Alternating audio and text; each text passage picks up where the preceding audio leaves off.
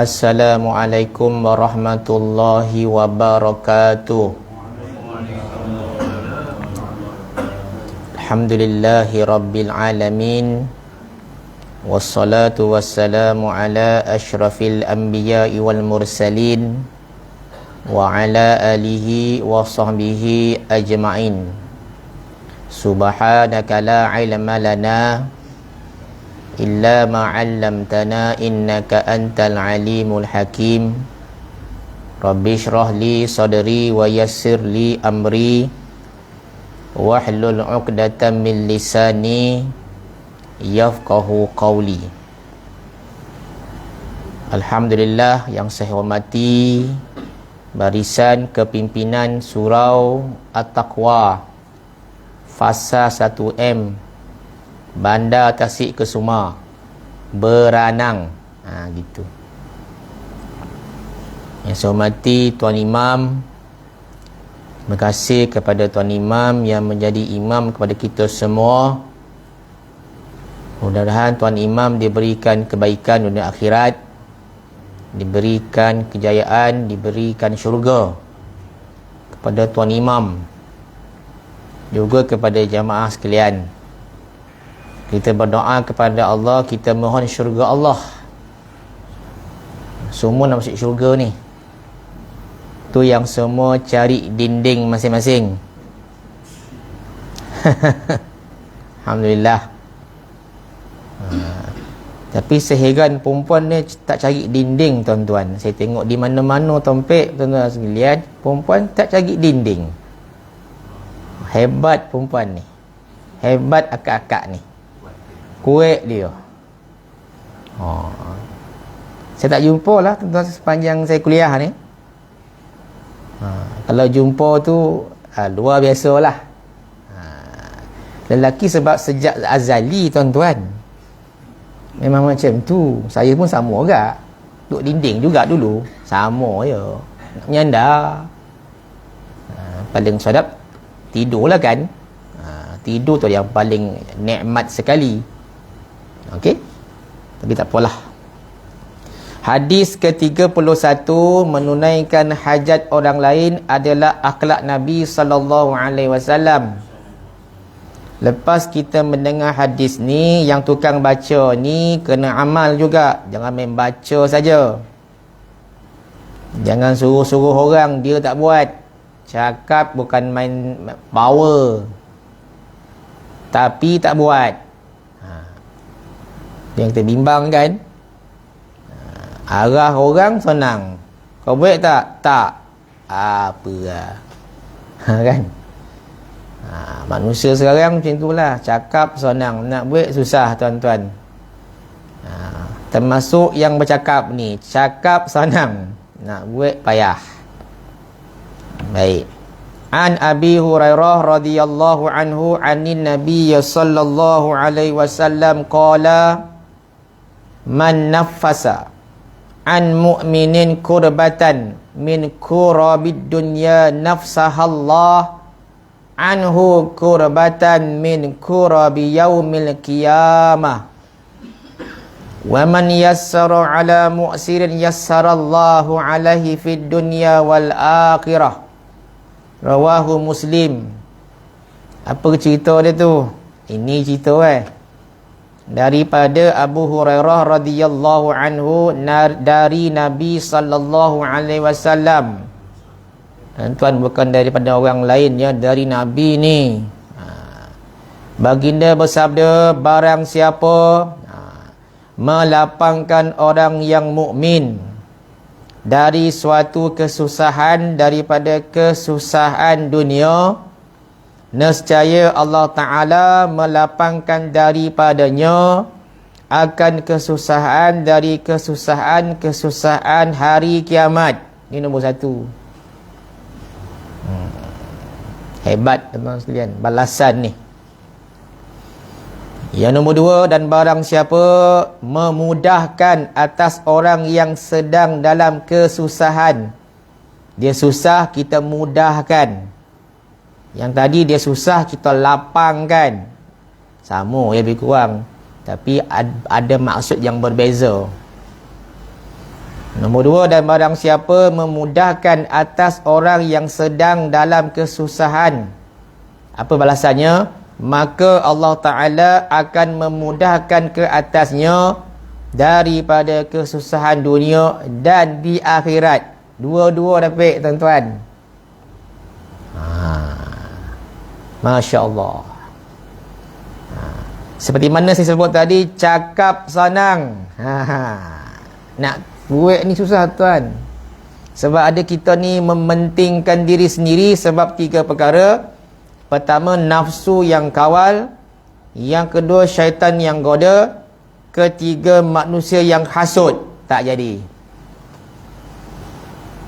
Apa erti manusia hasud? Kau jangan tolong dia. Kau jangan. Tak jadi. Orang hasud. Buat apa tolong dia tu? Pemalih. Orang hasud. Yelah, tak payah tolong lah. Menipu je tu. Kita pun tak tahu dia tipu ke tidak. Tahu cakap menipu je kan. Tak jadi tolong. Yang hasud ni ramai, tapi tak ada kat Malaysia. Dia berada dia mana tuan-tuan sekalian? Di Gohit Gostan tompeknya. Nombor 2, syaitan goda. Tak payah kau tolong dia lah, dia tu okey je. Kau yang susah, patut kau tolong diri kau je. Tu senang tu, tak payah tolong tu. Tak jadi tolong. Syaitan tak nampak ni, bisik kat telinga. Kau jangan ni yang kita bimbang ni. Kau jangan, kata syaitan. Jangan monyet.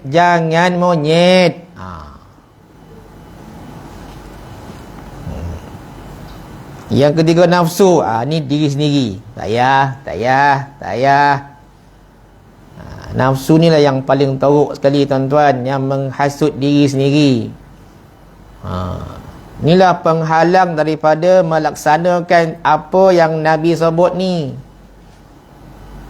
Siapa yang dah buat, terima kasih, tahniah saya ucap. Siapa yang dah beramal dengan hadis ni, terima kasih, ucap tahniah lah. Baik, habis ya. Dah faham kan? Dah faham dah lah, habis lah. Macam mana kan? Dah settle lah kuliah hari ni. Apa lagi nak bincang kan? Kan? Tapi masa panjang lagi, terus kan? Macam itulah. Keterangan hidup di dunia ini penuh dengan cabaran. Memang cabaran, tuan-tuan, sekarang ni. Yang susah-susahlah. Banyak ada orang datang surau saya minta bantuan, tuan-tuan sekalian, datang ke surau minta bantuan. Alhamdulillah, surau ada gerobok rezeki. Alhamdulillah. Ada orang sumbang 100 seorang dapatlah 20 set barang keperluan sebulan. Dapat 20 ke 30 orang sumbang setiap bulan. Jadi kita ambil duit tu, kita beli boreh, kita beli minyak, kita beli tolu. Cukup 100. Susu-susu tak bayar, gula-gula tak bayar, TTO tak payah. Tu tak penting bagi saya. Saya sebut 3 ni. Ada boreh, ada minyak, ada tolu, konyang. Saya cakap macam tu. Itu yang paling penting. Susu tak payah, FNN tak perlu. Gula-gula tak payah, kencing manis karang lagi parah nanti saya kata. Tunggu, 3 ni penting. Tolu zam, konyang 1 hari. 30 tolu, 30 hari, tuan-tuan. 100 lah sebab boreh sekarang ni RM45 bagi sodap sikit. Minyak ada 28 campur dengan apa tu tolu RM14. Ngam 100, tuan-tuan. Ngam 100. Cukup. Kalau dia minta pencuci pinggan, belilah sendiri. Kalau dia minta pencuci pinggan, sendirilah. Maknanya cabaran Jadi surau kita ni adalah pusat masyarakat buat zaman ni sepatutnya. Surau kena sediakan tu semua.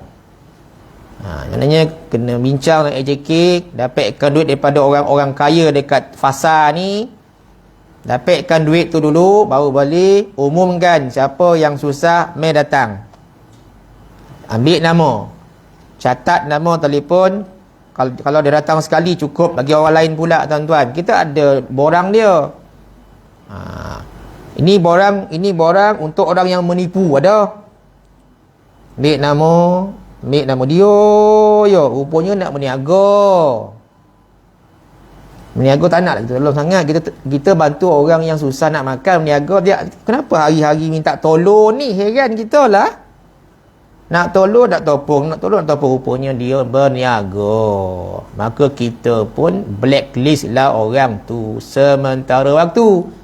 Sebab kita tak tahu pula kenapa dia macam tu, rupanya dia berniaga. Berniaga kita tolak tepi. Ada tuan-tuan orang macam tu kan? Surau bagi saja, tapi bila dah macam tu ada yang lebih susah. Tuan-tuan, hari-hari orang datang surau tuan-tuan, minta bantuan. Yang terakhir itu ada seorang abang tu minta bantuan, susu anak dah habis, bini suruh beli tuan-tuan sekalian. Dia tak tahu suami tu tak ada duit. Suami dia buang kerja, jumpa surau. Saya kata, kenapa ni bang? Itulah isteri suruh beli susu, saya duit tak ada ni ustaz. Tapi kalau ni isteri suruh beli juga, saya keluar jugalah, tak nak bising-bising, saya keluar jugalah, duit tak ada ni ustaz. Saya tak nak kata saya tak ada duit, tapi duit tak ada. Dia cerita kat saya, bang beli susu bang, susu anak dah habis ni. Dia tak tahu suami dah kena buang kerja. Dia dah tak kerja dah, sebenarnya. Oi, dongeng macam tu kita pun kita belikan susu tuan-tuan untuk anak dia. Maknanya tunaikan hajat tu. Maknanya surau menunaikan hajat masyarakat besar nilai surau ni. Dia bukan surau nak sembahyang saja tuan-tuan sekarang ni. Bukan untuk buat kuliah-kuliah macam ni. Ini biasa kan. Pusat masyarakat, pusat ekonomi. Itu peranan siapa? Peranan leaders of surau. Peranan dia besar, pengurusi dan nazir-nazir ni. Dia bukan nak ada jawatan saja. Tak, fikir macam mana nak dapatkan dana untuk bantu orang yang susah di fasa kita. Itu tujuan utama dia. Bukan senang dapat jadi imam, sorry lah. Imam pun sama, tugas dia besar tuan-tuan sekalian. Bukan jadi imam saja, tugas dia menyelesaikan masalah masyarakat. Ni sebab fokus malam ni ialah lapangkan orang, mudahkan orang. Tugas apa? Antaranya tugas kerajaan lah. Kerajaan banyaklah ditolong.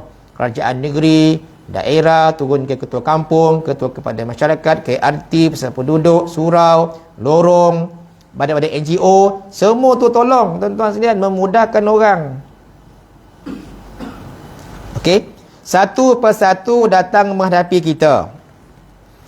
Selesai satu masalah, timbul pula masalah yang lain. Saya ada bertemu dengan yang berhormat baru tuan sekalian. Sembang dengan dia, dia kata, saya sembang dengan dia apa yang YB terima aduan tu. Banyak ustaz. Baru menang hari tu 200 aduan saya dapat. Oh, banyak. Yang pintu tak ada pun minta saya, dia kata. Pintu tandas tak ada. Aduh. Pintu tandas tak ada, minta YB. Oh, itu cabaran Syekh, dia kata. Sewa rumah tak boleh bayar, minta kita juga. Cabaran Syekh. Kereta tak boleh bayar, jumpa kita. Ya Allah. Ingat senang ke tuan-tuan sekalian? Susah hidup ni. Susah hidup dia, susah YB jugalah. YB dia bukan ada duit bonus, bukan? Oh, ya. Yang saya tergolak tu tuan-tuan sekalian, itulah pintu tandas rosak. Sudah aku cakap. Datang mengadu. Mana ni zaman yang paling mencabar. Malaysia mencabar boleh makan, Palestin mencabar terbelah kepala. Itu lain. Dia nak minum teh pun tak boleh tuan sekalian. Bom sana sini kan. Yang geng-geng NGO pergi boleh tonang-tonang tu, dia pergi tempat bukan tempat perang. Tu nampak tak yang geng Malaysia pergi tu jumpa kanak-kanak tu bukan tempat perang sangat. Tempat perang tak boleh masuk. Kalau tempat perang masuk tuan sekalian memang teruklah. Ada kan geng Malaysia yang sampai ke Palestin tu, ingat senang ke? Susah.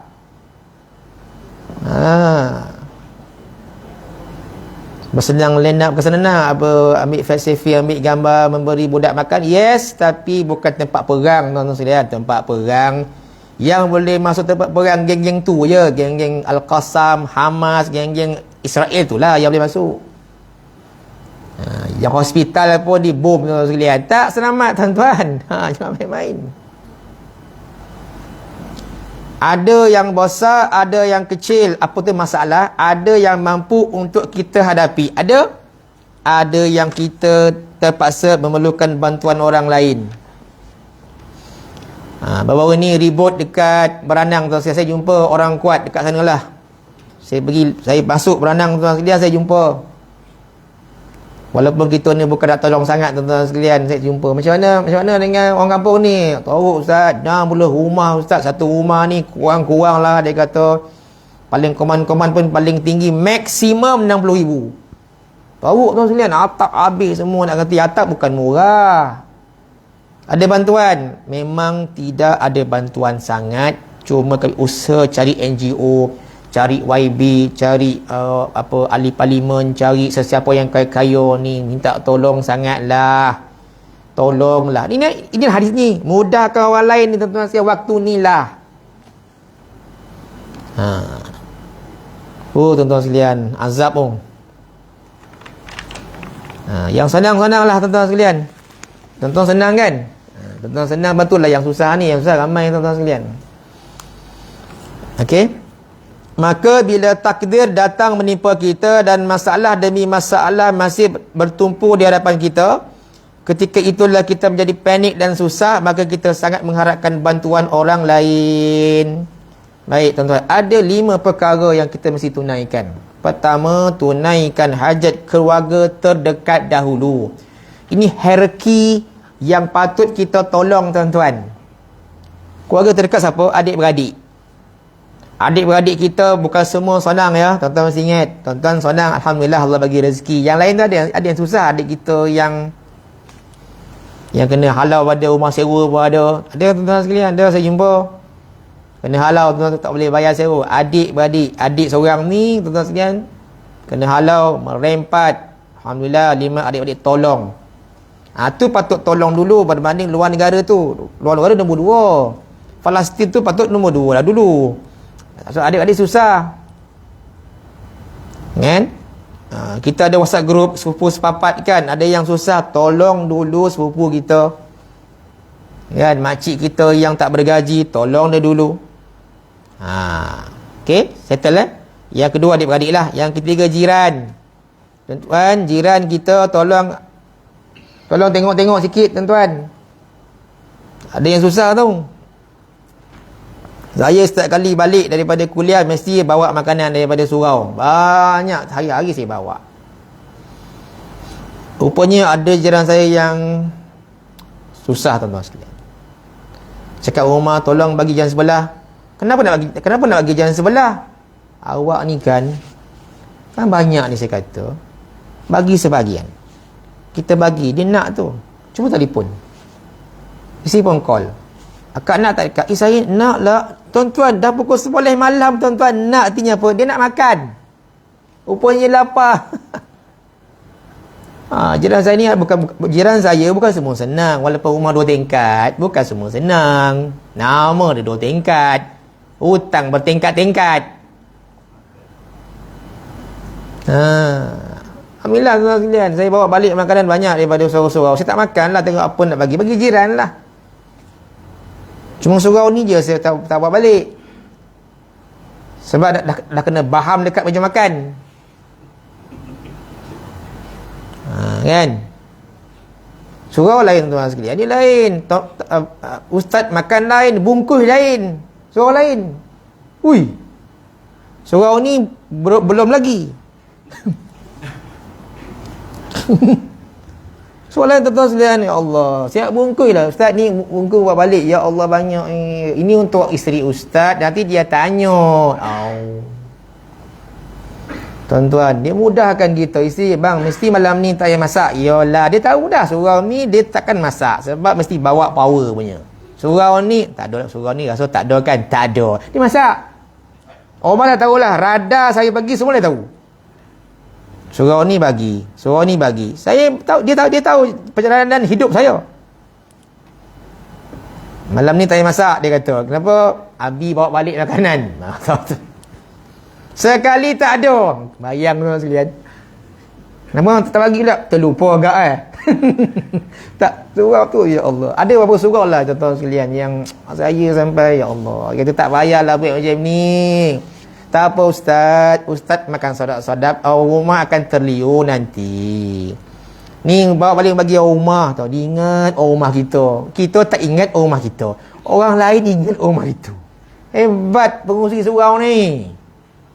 Hebat siap tu ikat, dia tarik dah. Tak nak dia tarik dah, bawa dia tarik pun ikat sekali.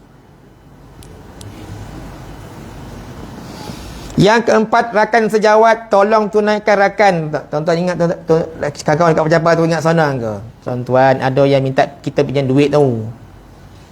Ustaz boleh pinjam duit tak? Berapa nak pinjam ni? Nak pinjam RM50 Ustaz. Kita bagilah. Kenapa pula gaji lagi 2 hari Ustaz? Dah kering kontang ni Ustaz. Gaji lagi 2 hari ni. Dah kering kontang. Bagilah RM50 tuan-tuan sekalian. Cukup RM50. Cukup lah Ustaz, lagi 2 hari ni. Cukup lah. Betul ke cukup ni? Sebab nak tak cukup Ustaz. Malu nak lebih. Bagi lebih. Tuan-tuan, bukan senang. Tunaikan rakan sejawat. Termasuk cleaner. Cleaner sekolah tuan-tuan sekalian bukan besar gaji dia. Saya tanya, makcik gaji berapa ni? Tak banyak Ustaz, sikit je Ustaz. Anak belajar ni apa yang tinggal. Bila kita bagi dia RM20 tuan-tuan sekalian, dia cium duit tu tuan-tuan sekalian. Ya Allah, macam ni cium RM20. Ya, bukannya 200. Kalau 200 agaknya terabang kan. Dia menghargai. Walaupun RM20. Ya Allah, dia kata, ya Allah, dicium dia tu, ya Allah. Lepas tu dia kata, ya Allah, ya Tuanku, Engkau berilah kelebihan kepada orang yang sumbang ni, ya Allah. Dia doa depan kita tuan-tuan. Sebab bagi dia susah. Yang kelima, tunaikan hajat jemaah masjid, jemaah surau yang susah. Dalam ni bukan semua senang mungkin. Mungkin ada anak yang belajar, pendahuluan nak belajar tak ada. Sungguh. Nak belajar, masuk universiti, pendahuluannya RM2,000. Nak beli tu, beli ni. Mana ada duit tuan-tuan sekalian? Maka kita tolong dia. Surau bagi pendahuluan RM500. Contoh. Surau yang kaya-kaya ni kena buat macam tu. Yang tak kaya mana, jangan bagi RM500. Bagilah RM50 saja. Kurang-kurangnya ada, kita tunaikan hajat dia tu. Tuan-tuan, kenapa saya sebut surau masjid? Sebab surau masjid ni pusat Nabi berurusan dengan banyak orang. Jadi tahun depan, pengurusan baru, AJK baru, kena fikir macam mana nak mudahkan masyarakat di tempat kita sahaja. Okey? Settle. Okey, sambung lagi. Apa tu?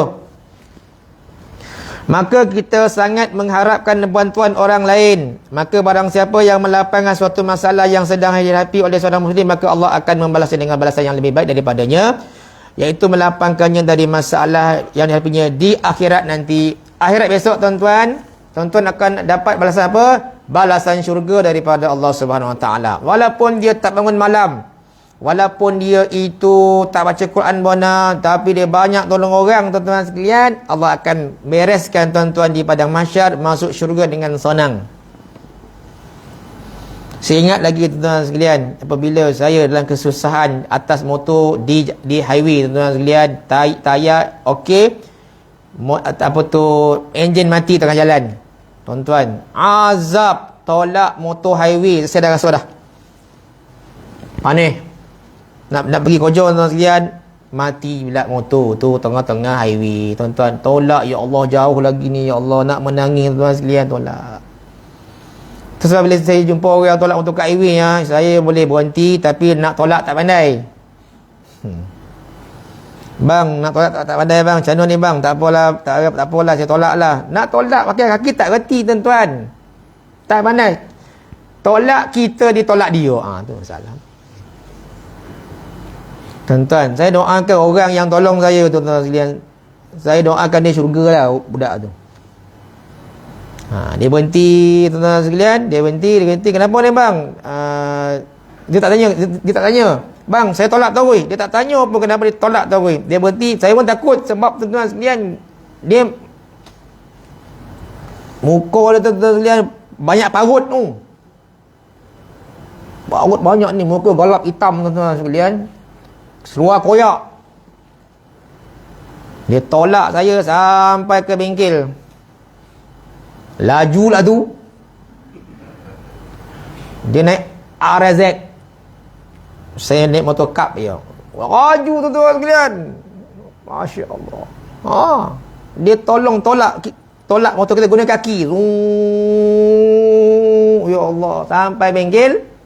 Sampai bengkel dia bukan turun balik tak. Dia bagi tahu token, ini motor dia punya coil rosak, you tolong repair. Tuan-tuan, tepat. Cina tu pun heran, macam mana dia tahu betul lah coil you rosak Ini merempit beriman pada Allah. Aku cakap kat Cina tu. Nampak? Baik tuan-tuan, maknanya dia memudahkan urusan kita. Satu ketika saya tengok ada makcik tu pergi nilai 3, ikut highway nak balik ke Senawang, tuan-tuan sekalian. Dia bawa jam besar naik motor dengan laki dia, tuan-tuan sekalian. La ilaha illallah. Naik motor beli jam, budak tu pegang kat belakang. Macam ni tuan-tuan. Bang, berhenti bang, pal. Tuan sian makcik tu pegang beli apa tu jam besar, naik motor kap, ikut highway. Nak tahu bang apa tu makcik tu belakang tu. Tak nampak muka tuan sini, tak lantak lah. Berhenti tuan-tuan sekalian, bawa dia. Mana rumah cik? Rumah tu nak pergi ke Jalabu lah. Daripada nilai naik motor tuan sekalian, nak semata-mata nak beli jam yang ada tulisan Allah. Dia nilai 3. Tuan-tuan, berhenti. Makcik dengan jam naik kita. Pakcik run sendiri. Boleh. Alhamdulillah. Bawa. Tuan-tuan kan, kita ni dah umur macam ni, kita dah tak perlu lagi nak pentingkan diri sendiri dah. Tolong orang sekarang ni, nak masuk syurga kan. Tolong orang, tolong. Kan? Buat macam itulah. Okey. Jadi antara lagi yang perlu kita mudahkan mereka ialah antaranya jelaskan hutang apabila mereka berhutang. Ni payah. Ni paling payah kan, kita jelaskan hutang orang. Payah tuan sekalian. Kalau siapa boleh jelaskan ni, hebatlah. Ada seorang keluarga tuan sekalian, adik dia berhutang bank rakyat tak boleh bayar. Hutang bank SN tak boleh bayar. Hutang dengan CIMB tak boleh bayar. Air muflis. Ini cerita satu keluarga lah. Jadi tuan sekalian, ini hutang 10,000 tak boleh bayar. Ni hutang sebab niaga tuan sekalian tak boleh bayar, akhirnya muflis. Jadi bila muflis tuan sekalian, adik-adik lain fikir macam mana nak tolong ni. Kau bayar ni, aku bayar ni, aku bayar ni. Tuan-tuan, adik-beradik yang 3 orang yang berduit ni menyelesaikan hutang adik dia. Yang bayar ni abang. Adik buat hutang sebab pinjam bank rakyat buat projeknya tak jadi, lingkup. Hutang bank kena bayar. Okey, tak boleh bayar, lingkup. Pinjam pula BSN tuan sekalian, buat lagi perniagaan, lingkup juga tak boleh bayar. Pensan betulah. Ni cerita daripada keluarga tu lah. Akhirnya tuan sekalian, adik berhutang, muflis. Mak dah risau, macam mana adik kau ni? Tak apa mak, abang-abang yang berduit ni tolong lansaikan hutang adik. Ya Allah, besar pahala tuan-tuan. Adik relax je kan. Maknanya, yelah selesai lah sebab abang tolong lansaikan hutang. Walaupun kau baik hutang tak jadi. 10 tahun pinjam bank tuan-tuan sekalian, tapi perniagaan tak jadi. Allah Akbar. Rupanya dalam masyarakat kita ada yang macam tu. Tuan-tuan semak balik adik-adik tuan-tuan yang susah-susah ni. Adik-adik saya semua sonang, tak ada masalah, saya tak kisahlah tu. Maknanya 3 adik-adik semua sonang. Maknanya sonang tu okeylah. Belah isteri saya ada yang susah, 8. Ada yang susah. Jadi yang susah saya kata, jangan tolong orang lain, tolong adik awak lah. Adik awak susah, okeylah, tolong. Yang ketiga, anak nak belajar. Yang keempat, bagi orang makan. Yang saya sebut tadi, bagi orang makan ya. Tuan-tuan, bagi orang makan, tuan-tuan, rupanya manusia ni dia suka makan free, tuan-tuan. Tanya siapa pun, makan free confirm sadap walaupun tak sadap. Maknanya kita bagi orang makan, tuan-tuan sekalian, memang kita mudahkan dia. Maknanya contoh sekolah saya, tuan-tuan sekalian, setiap Jumaat ada potluck. Cikgu pun suka kan, sebab apa? Duit tak keluar lah itu kan.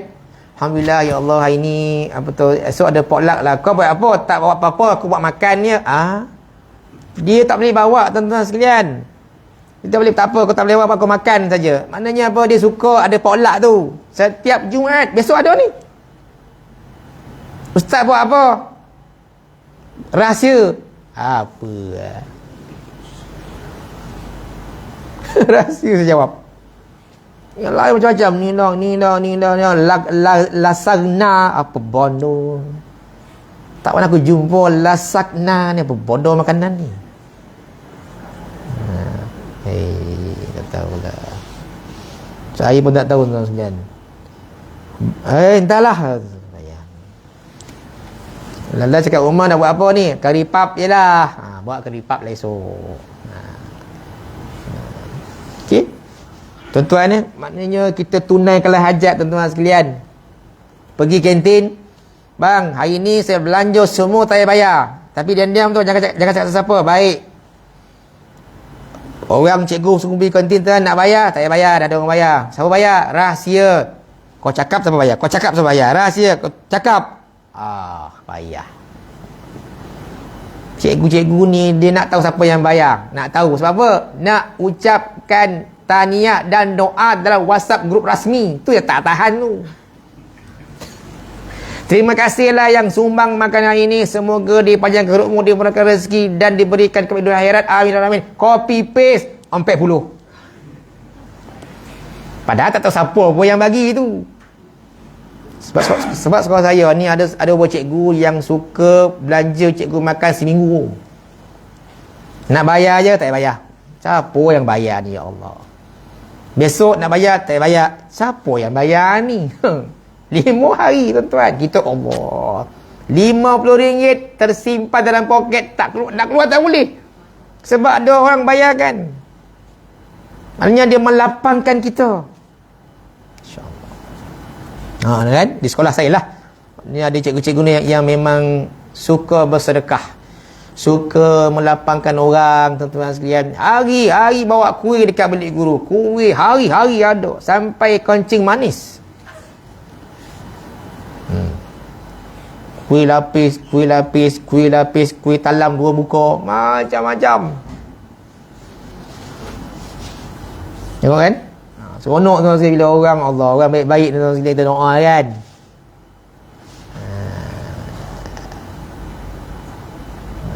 Yang seterusnya, carikan bini orang. Mudahkan dia. Carikan. Untuk tuan-tuan, saya adalah pencari jodoh di sekolah saya. Untuk tuan-tuan lah, ini saya buka lah cerita untold story lah. Maknanya sepanjang saya berkhidmat ni, banyaklah yang saya cari. Semuanya alhamdulillah lah jumpa. Ada yang tak nak, ada yang putus cinta pun ada. Gila betul lah kan. Maknanya alhamdulillah lah, mudah kan. Yang mati isteri tanya, kau nak bini baru tak? Ada kau? Ada. Kau nak ke tidak ni? Boleh je. Cun tak? Cun nombor 2 nak tak? Nak. Saya carilah. Cari jumpa. Jumpa. Kahwin. Tanya dulu nak ke tidak. Kalau yang perempuan, kau nak lelaki baru tak? Ada ke ustaz? Tapi tak nak yang tua-tua ya. Tu macam mana? Yang muda. Kau berapa? Kau 38. Nak berapa? Nak 32. Banyak cantik kau. Memilih. Tak, ada cikgu tu mati suami dia. Umur 38. Anak 3. Kau nak tak ni? Ada ke? Ada. Boleh ya? Okey. Saya. Tapi tak nak suami yang sakit-sakit ustaz, aku tak nak. Dia tak nak sakit-sakit, tak nak. Sebab suami dia meninggal sebab sakit tuan-tuan, jaga lama. Dia tak nak lagi dah suami sakit. Takkan nak cari yang kaki tak ada, saya kata. Alhamdulillah lah, cari. Macam tu. Alhamdulillah lah tuan-tuan. Allah mudahkan kan. Kahwinlah kan. Yang tua-tua pun saya juga, yang pakcik-pakcik 60-an tu, cik nak kahwin tak? Lutut tak boleh dah. Okey. Tunjuk lutut. Terpek dah. Dia tak boleh dah.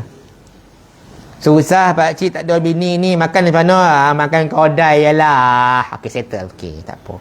Ramai duda-duda kat Sarawak tu, ramai yang mati isteri, semua tak nak kahwin dah. Saya pun senang hati. Kalau tidak, carilah. Cari ketuk rumah ke rumah lah kan. Cik, nak tak kahwin dengan dia? Tak nak aku dengan dia dah. Tua. Jawapan ni. Makcik tu cakap tua. Tua bona ustaz.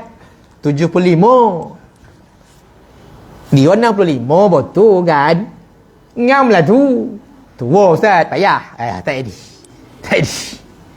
Ramai juga di tempat saya tu yang makcik-makcik yang kehilangan suami. Kita matchkan lah, tak jadi. Tuan-tuan, kita mudahkan orang kan, mudahkan dia, dan mudahkan dia berpisah juga. Kita mudahkan dia berpisah. Maknanya dia bergaduh, tak boleh selesai jumpa kita. Okey, kita pergi bawa pejabat agama, selesaikan dengan cara baik, pisah, selesai. Mudahkan dia. Bila dah pisah tuan-tuan sekalian, hidup dia tenang. Ni tenang. Kita dapat pahala tuan-tuan sekalian. Mudahkan perpisahan dia. Sebab dia tak boleh bersama dah. Mudah kan? Jangan suruh. Alah, boleh lagi tu. Boleh. Dah tak boleh. Pisahkan.